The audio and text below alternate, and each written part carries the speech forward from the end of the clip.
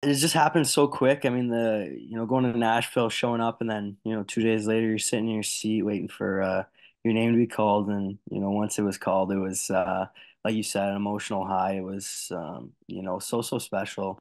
I've said this a couple times, just being a Canadian boy, getting drafted by a Canadian team. It's something I've always wanted, and it's so special.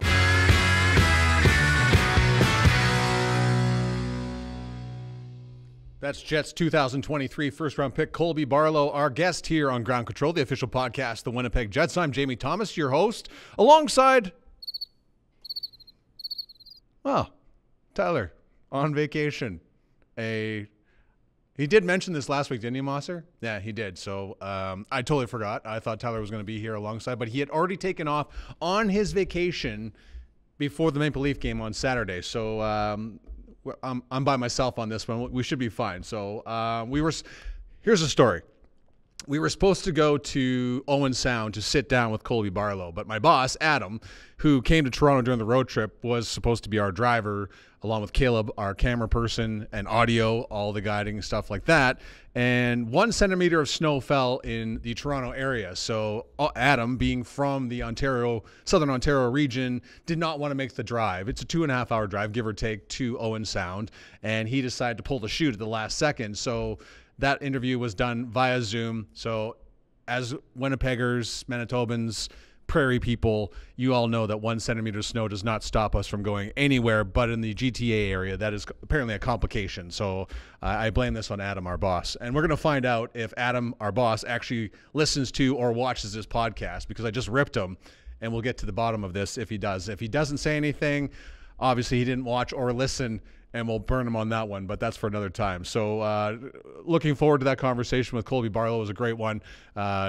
Very excited to talk to him. He's had a great season so far, but we'll get to that in a little bit. But again, this is Ground Control, the official podcast, the Winnipeg Jets. Jets had a challenging week, to say the least. They closed out a road trip out east. Of course, they beat the Ottawa Senators 2-1 in overtime, but they went to Boston, lose 4-1 to the Bruins on Monday, a game where in the first two periods they did not play very well, but woke up in the third period, made things a lot more interesting, and you felt good about their chances when they went into Toronto on Wednesday Night Hockey, national broadcast. Everything was looking on the up and up. They dominate that hockey game and lose 1-0 to the Toronto Maple Leafs. Ilya Samsonov with a brilliant effort. And I think back to the 2-0 that he stopped. Shorthanded, mind you. The Jets were shorthanded. It was Adam Lowry and Morgan Barron, the 2-0, and Samsonov made two stops. First on Lowry, the second one on Barron. And Laurent Brossoit said afterwards that he knew the Jets were in trouble when Samsonov made that save, because the crowd got into it.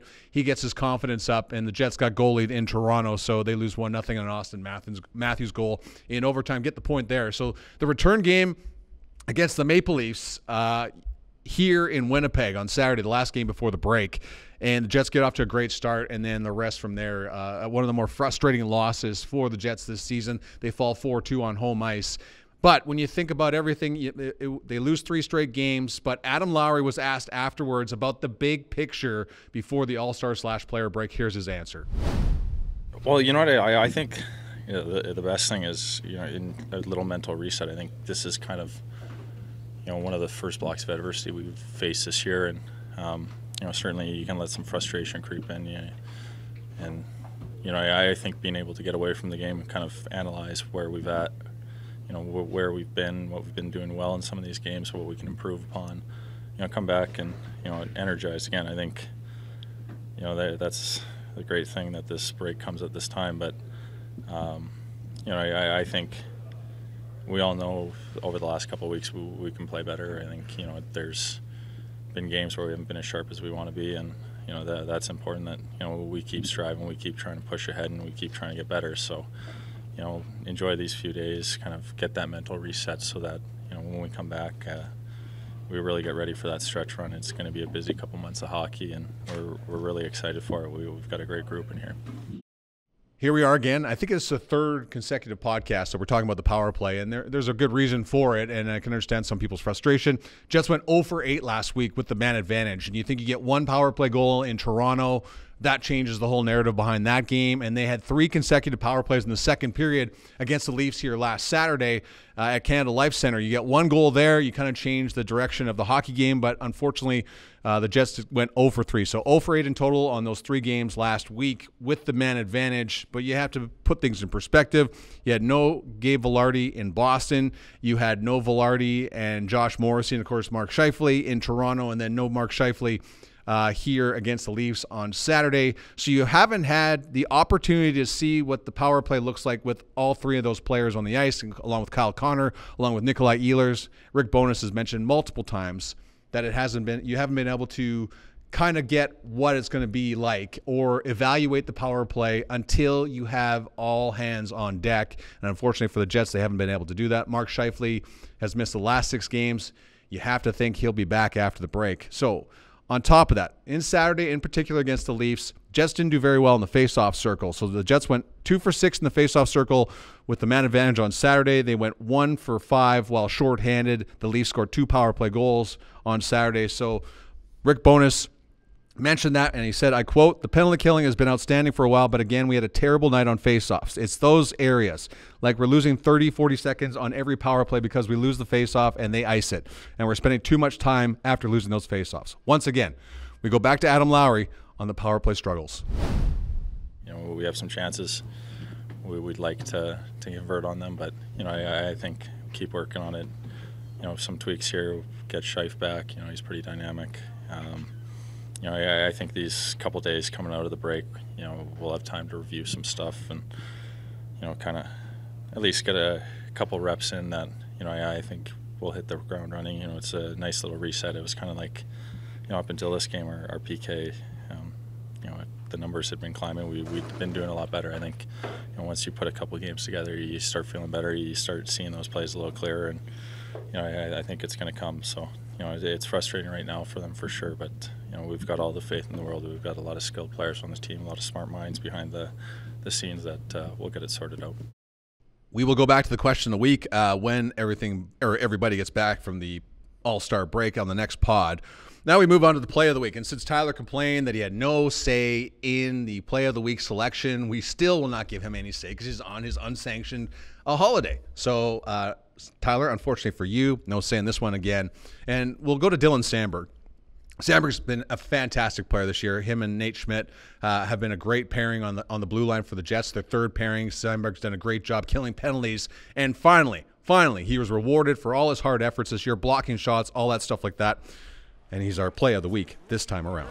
Had 7 shots on Wednesday night against Lauren Bourgeois. It'll come back to Samberg. Scores! Dylan Samberg breaks the ice early tonight. Well, and you saw the reaction. This is just a simple dump in that it turns the puck over. Samberg with traffic in front.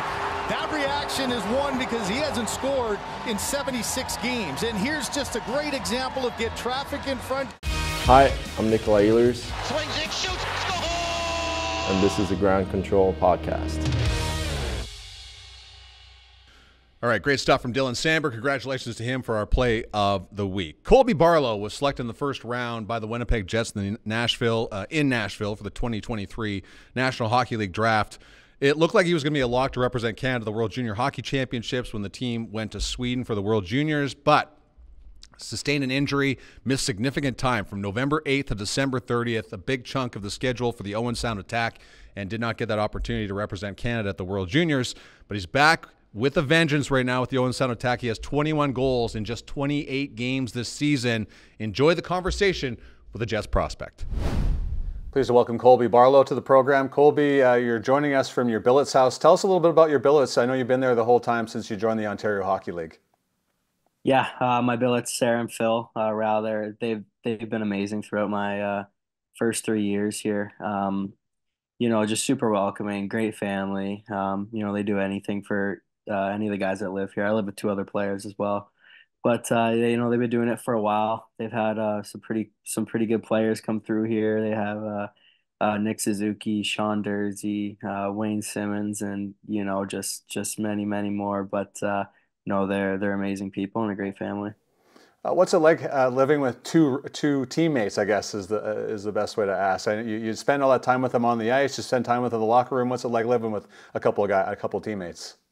Yeah, I love it. I mean, it's you'd think you get sick of them, but it's always nice going home with a couple buddies, from Hmm. your team, living with them and kind of having that company, and it goes both ways. So, yeah, we watch movies, we, play cards together, we do a bunch of stuff. We have a ping pong table, we always have good battles down there. But no, it's awesome having two other guys, to spend time with, away from the rink. I imagine your billets, having been doing this for so long, even if you guys get in a disagreement, do they stay out of it, or do they try and come? Do they have to come break it up, or play the role of referee sometimes? Oh, there haven't been too many disagreements. I mean, my first year, we were living, me and another rookie, Gavin, we were living with an older guy, Mark, and they go at it sometimes, and they usually stayed out of it. The Bell parents, but just let us deal with it pretty much. That's so awesome. I want to ask you. You obviously drafted back in June. When did that emotional high come down after being drafted by the Winnipeg Jets for you? Yeah, a lot. It just happened so quick. I mean, going to Nashville, showing up, and then, 2 days later, you're sitting in your seat waiting for your name to be called. And, once it was called, it was, like you said, an emotional high. It was, so special. I've said this a couple times, just being a Canadian boy, getting drafted by a Canadian team, it's something I've always wanted, and it's so special. But, you then a couple days later, you're going right to development camp, so you're still riding that high, and you're just so excited. You're excited to meet everybody. You're excited to, Hmm. get on the ice and just go experience it all. But I think it took me a good few weeks after development camp to kind of come down from it. But it's still just so exciting, even up till now, and it's just working hard, trying my best to get there. I saw you, other members, of course, the Jets content team. We saw you after the draft on the first night, and you were out with a bunch of friends. How exciting was it to share with that many people, and how long did that night go afterwards for you and your family and friends? Yeah, really special night. Like you said, especially having so many friends and family there coming to support you. It's it means a lot, and every single person there had a little piece, and and to my success on getting there, and that journey along the way. So, I wouldn't have wanted to spend it with anybody else, but the people there. So that was amazing. And I went on for a bit there, but It's but the right city. It's the right city for that to go into, right? And I know you guys like country music, so what a perfect place for you to be drafted. Yeah, for sure. So yeah, it was definitely just a great time in general. Tell us a little bit about your hometown, Aurelia, Ontario. What's that like? And if I ever drove in there, what am I doing on a weekend there? Yeah, it really is. It's a smaller town. It's kind of up north.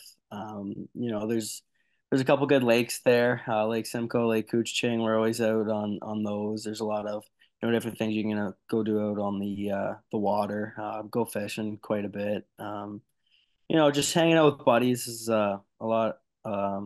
Spend a lot of my time doing. There's a couple nice golf courses in Aurelia, and also kind of a little further up north in Muskoka. Going up there, here and there for weekends. Just enjoying that, being with friends and being outside. Are you a little more cautious in the summertime because you don't want to get hurt because you're obviously your career is pushing towards being a professional? Do you hold back a little bit during summer now? Yeah, for sure. I'm not really doing too many water sports like water skiing or tubing, even though it's a blast doing those things. But you rather be safe than sorry. Come this point into the career, but we still have our fun fishing and whatnot. You can't get hurt too bad fishing unless you hook yourself. But So no backflips off on water skis or anything like that's going on in Aurelia, Ontario. yeah, not too much. I stay away from cliff jumping. I'm scared of heights anyways. Yeah, yeah. Wise choice on that one. Obviously, you're known for your shot, right? And when did that shooter's mentality kick in for you? Because I imagine, did a coach kind of push you towards it because you have such a good shot, or did it just come to you naturally? I think it was kind of just built up over time. I had a lot of people help me with my shot, but there was also some sort of natural path with it, along with all the hard work put into it. I mean, I was doing a lot of outside skates from just practice itself when I was growing up and playing minor hockey. So a lot of that contributes to it, and I think a lot of it too is, with the shot is just being able to put yourself into that position to shoot the puck was a big thing and learning curve for me. So it wasn't so much where you had to be pushed by a coach. You had naturally just, it came to you organically where you just knew you had to shoot because you had a good shot.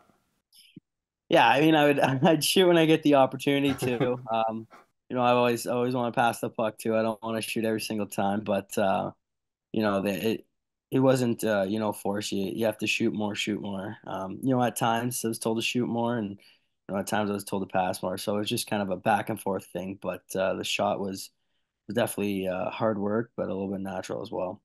How much does Colby Barlow like to be a playmaker? I love it. I think it's an underrated part of my game. It's not talked about a whole lot, but it's nice having that, knowing everybody thinks you're gonna have that shoot first kind of mentality, and it leaves guys open a lot of the time. So it's awesome having that as well. Well, you were a young captain at the age of 17 in Owen Sound. Where did that leadership quality come from? Because that's not like people are just born with that. So where did it come from, do you think? I think it was just the way I was raised by my parents and my brother and the people around me at a young age. My dad always told me, if you want to play with the big boys. I have an older brother. He's 6 years older than me, and he had a Oh. buddy there. Yeah, and I didn't have anybody in the neighborhood that was my age, so I always wanted to end up playing with them. And my dad said you got to play their way and learn to play with the big boys and stuff like that. So I think a lot of that just came with a couple beat downs here and there, and kind of learning a certain maturity at a young age, and just kind of bringing that up along with me, throughout my entire childhood. And my parents engraved, always just be a good person above everything else, and good will find you. Listen, having a brother that's 6 years older than you, there's got to be some great stories in there of the tormenting or things like that. I mean, you get tougher because of that, because older brothers do not hold back. In my history and understanding of that way. Yeah, you're right. There's a lot of good stories. There was one. We were playing pond hockey. My mom was living on the lake, and we had a rink out back on the lake that we made every year, that for when we lived there. And we just be out there having fun, nothing too serious going on. And I had my head down, and he caught me pretty good. And then that's kind of when I learned to keep my head up when I was playing, no matter if it was practice, fun, or a game. Always keep your head up. So that taught me that pretty early. It's a pretty funny one. Well, let's clear this up a little bit. So was it just you're playing pond hockey? Did you have equipment on? Was there helmets and stuff, or this is just a flat out clean hit? This is just a Shoulder. flat out clean hit. You got skates, gloves, and a stick, and that's Yeah. about it. Just making sure of the equipment that you're wearing at that time. So did you get up afterwards, or was it a little bit of a slow rise up after that hit from your brother? Definitely was a slow rise. I was trying to collect my surroundings, before I caught up. It was a pretty good one, I'm not gonna lie, but it taught me a lesson. Yeah, no question. And you got up, so that's the important part out of that. So let's move on to this year. I mean, you talked about the emotional high. You come down, you go through development camp, you meet a lot of your one day possibly teammates as a Winnipeg Jet. Let's go to the rookie tournament. Where did you start to feel comfortable? Was it the first game, the second game, third game? When did you start to feel comfortable in that tournament in Penticton? I think it was kind of, ending the first game, and I had a lot more confidence going into that second game. It was a bit nerve-wracking going into that Of first game. course.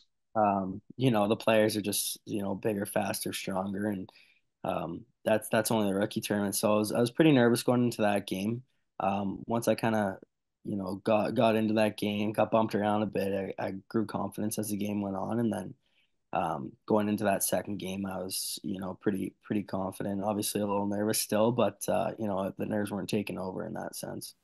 How good did it feel to score a goal in that tournament? That had to really take a big weight off your shoulders, I imagine. Yeah, it was pretty cool. I was fortunate enough, you It made was a a good good shot. kind of yeah. I just had to put it in the cage, but it was yeah, it was nice scoring there. But it was just a great experience, learning experience at the entire tournament. I feel like there's so much happened to you from the time the Jets draft you. Then you said development camp, then you go to rookie tournament, and then all of a sudden you're at main camp. Was that a lot to digest mentally for you with all that stuff happening so fast? Honestly, it didn't give me a lot of time to, think about it and overthink it and get worried. It happens so fast, right? You're just Yeah. obviously thinking about it, but you're not waiting a few months just dwelling on it, right? Like just getting nervous about it and overthinking it. So it was nice to kind of it all happen fast, and I learned a lot from development camp to the rookie tournament to main camp. It was crazy, the steps along the way already, just how different everything is. It's eye opening, and it just kind of shows me what I need to continue to work hard and work harder, and all the things I gotta keep getting better at to get there. I was talking to Jacob Julian last month about this, Colby, and he said when he went from rookie camp and the rookie tournament and then back to the Ontario Hockey League, he goes, there was a big, it was an adjustment. Did you find that same adjustment when you got back with the Owen Sound Attack? Yeah, I did for the first couple weeks there. Like I said, it was just so much faster, and the guys are just so much bigger, and everything happens, way quicker. You have less time to think and make decisions, so you got to be way quicker, in that aspect. And it was obviously it's a little different going back to the OHL. It's still good hockey, but the maturity level of the players and their bodies and how they move and how they think, and just the physicality of it is just a little different, so it took a little bit of time to adjust to. How good was it to be back with your teammates in Owen Sound when you got there? Anyways, as the captain, I imagine they must have been excited to have you back. Yeah, it was awesome. A lot of other guys went to camps as well. So it was pretty cool talking with them and seeing their experiences. And then, finally being able to, routinely see the younger guys and welcome them in. And, it was awesome seeing all those guys. It's awesome.